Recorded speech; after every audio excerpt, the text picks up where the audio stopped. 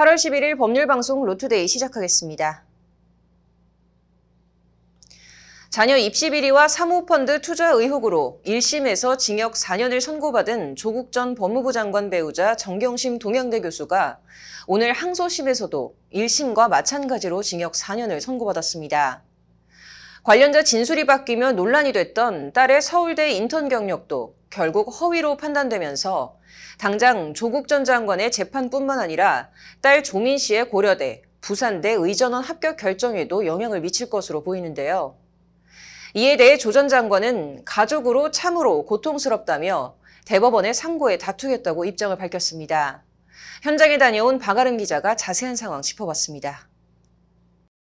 서울고등법원이 정경심 동양대 교수의 자녀 입시 비리 혐의 등에 대해 1심과 마찬가지로 징역 4년을 선고했습니다. 다만 벌금은 5억 원에서 5천만 원으로 줄었습니다. 앞서 제기된 정 교수의 혐의는 모두 15가지입니다. 크게 자녀 입시 비리와 사모펀드, 증거인멸 등 3가지로 나뉩니다. 1심 재판부는 이른바 7대 스펙으로 불렸던 정 교수의 자녀 입시 비리 관련 7개 혐의에 대해 전부 유죄, 사모펀드 관련 5개 혐의 중 3개 유죄, 증거인멸 관련 3개 혐의 중 1개 유죄, 총 11개 혐의에 대해 유죄로 인정했습니다.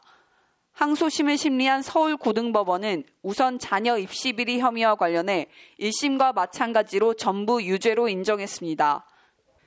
조 씨가 고려대와 부산대 의전원 진학에 활용한 이른바 7대 스펙은 모두 허위이며 정 교수가 이러한 스펙을 위조하거나 가담했다는 겁니다.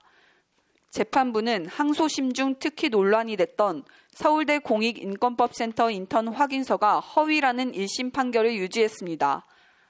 앞서 조 씨의 한영회고 동창 장모 씨가 조민이 공익인권법센터 세미나에 참석한 게 맞다며 1심 증언을 번복하며 항소심 판결에 영향을 미칠지 여부가 주목됐지만 재판부는 조 씨가 인턴 확인서에 적시된 기간 동안 별다른 활동을 하지 않고 인턴 확인서를 발급받은 만큼 세미나에 참석했는지 여부는 중요하지 않다고 판단했습니다. 그러면서 재판부는 피고인으로 인해 각 의학전문대학원은 공정한 절차로 원하는 인재를 선발하는 고유한 업무를 수행하지 못했다며 피고인은 해당 교육기관의 입학사정 전반을 불신하게 만들었다.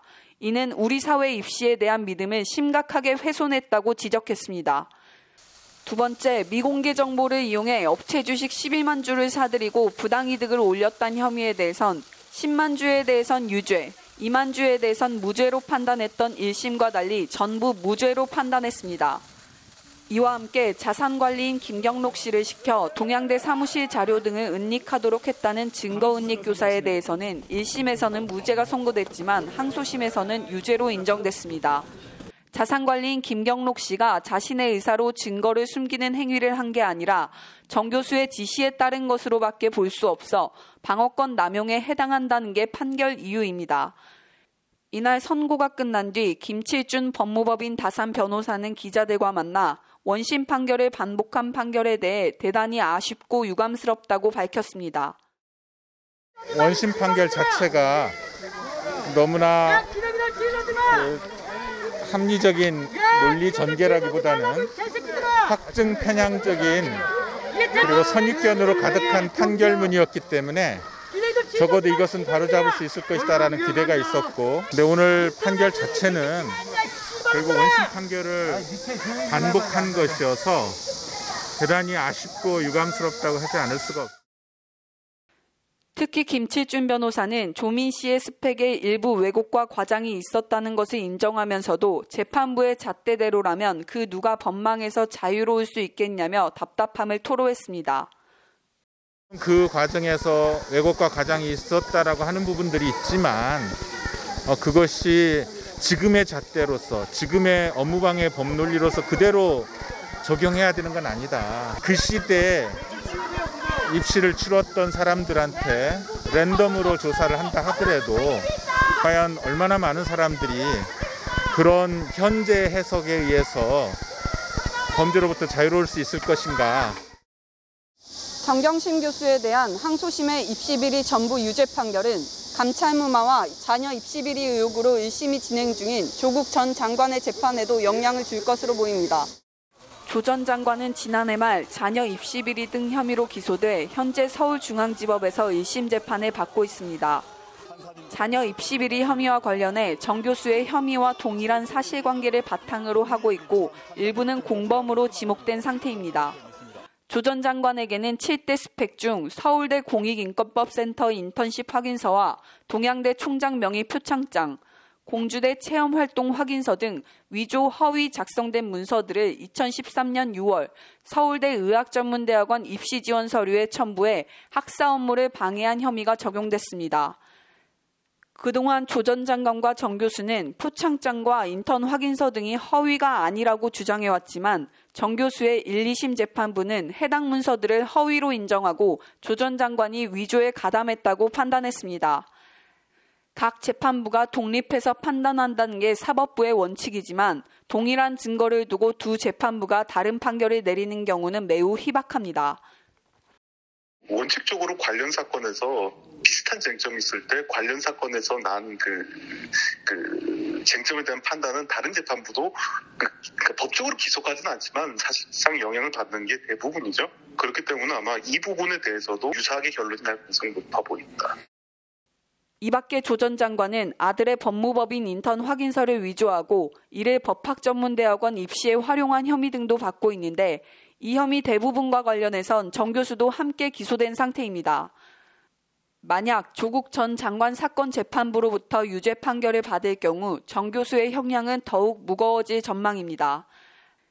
당장 조국 전 장관은 자신의 SNS를 통해 가족으로서 참으로 고통스럽다며 위법 수집 증거의 증거 능력, 업무방해죄 법리 등에 대해 대법원에 상고해 다투겠다고 분개했습니다. 한편 1심에 이어 2심에서도 정 교수의 자녀 입시 비리 혐의가 전부 유죄로 인정되면서 당장 고려대와 부산대가 잇따라 후속 조치에 나설 것이라고 밝혔습니다. 오늘 2심 판결이 나왔으므로 판결문을 확보 검토한 후 본교의 학사 운영 규정에 의거해 후속 조치를 진행할 것이라는 게 고려대의 공식 입장입니다.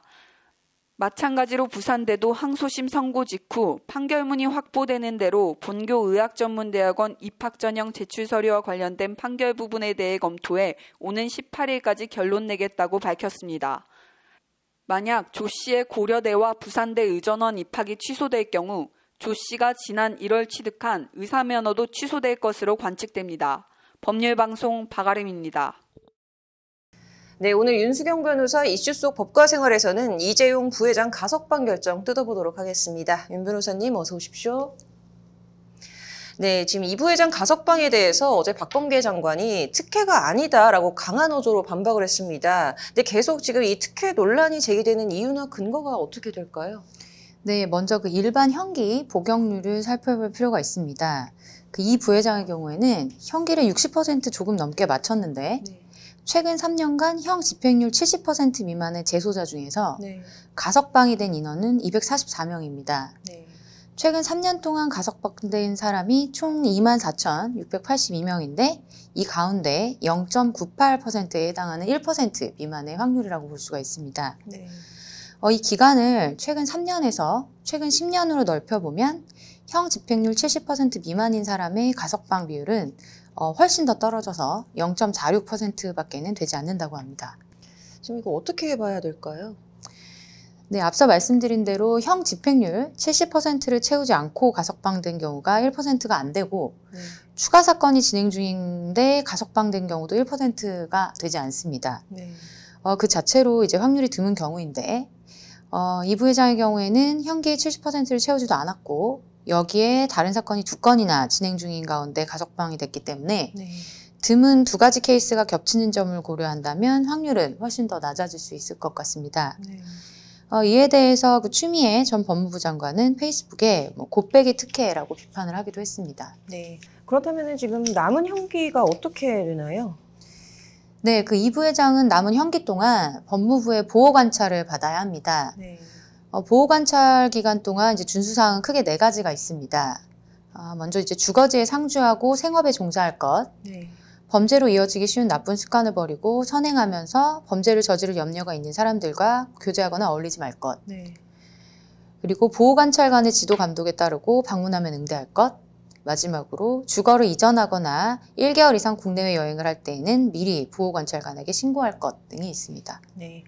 그리고 지금 또 하나 좀 얘기가 나오는 게 취업 제한인데 이거는 어떻게 되나요? 네, 그 가석방 결정에도 불구하고 이 부회장에 대한 취업 제한 조치에는 변함이 없습니다. 네. 형 집행이 종료되는 내년 7월 이후부터 5년간 삼성전자 등이 재직할 수가 없습니다. 네. 이 부회장의 뇌물 횡령액이 86억 8천만 원에 달해서 취업 제한 대상자로 선정되었기 때문인데요. 네. 특정경제범죄법 제14조에 따르면 5억 원 이상 횡령 배임 등의 범죄를 저지르고 징역형을 선고받은 자는 형 집행이 종료되거나 집행을 받지 않기로 확정된 날부터 5년간 그 유죄 판결된 범죄 행위와 밀접한 관련이 있는 기업체에는 취업할 수 없기 때문입니다. 네. 다만 이 부회장이 취업하려는 날이 1개월 전까지 법무부 장관에게 취업 승인 신청서를 제출을 하고 승인을 받으면 취업 제한 대상에서 빠질 수는 있습니다. 네. 그렇지만 이와 관련해서 그 박범계 법무부 장관은 관련 질의에서 취업 제한은 별개의 문제라고 하면서 네. 취업 제한 해제는 고려한 바 없다라고 선을 긋긴 했습니다. 네. 좀 전체적으로 이번 이 부회장 가석방 1년 과정에 대해서 좀 어떻게 보십니까? 네, 그 박 법무부 장관은 그 코로나19 장기화로 인한 국가적 경제 상황과 글로벌 경제 환경을 고려해서 이 부회장을 가석방 대상에 포함했다라고 설명을 했습니다. 그리고 또한 그 여론과 이 부회장의 수용생활 태도 등을 종합적으로 고려했다라고 설명을 했습니다. 네. 이번 이 부회장의 가석방에 대한 찬반 의견이 분분하기는 합니다만 네. 그 최근의 설문조사에서는 그 가석방에 찬성한다는 의견이 70%, 반대한다는 의견이 22%를 차지하면서 가석방에 우호적인 결과가 나왔다고 합니다. 네. 이재용 삼성전자 부회장의 가석방을 찬성하는 입장에서는 그 경제적인 요인 등을 들고 있는데 아무래도 심사위원회 그 심사 과정 중에 그런 외부적인 요인들을 많이 참작했을 것 같습니다. 네.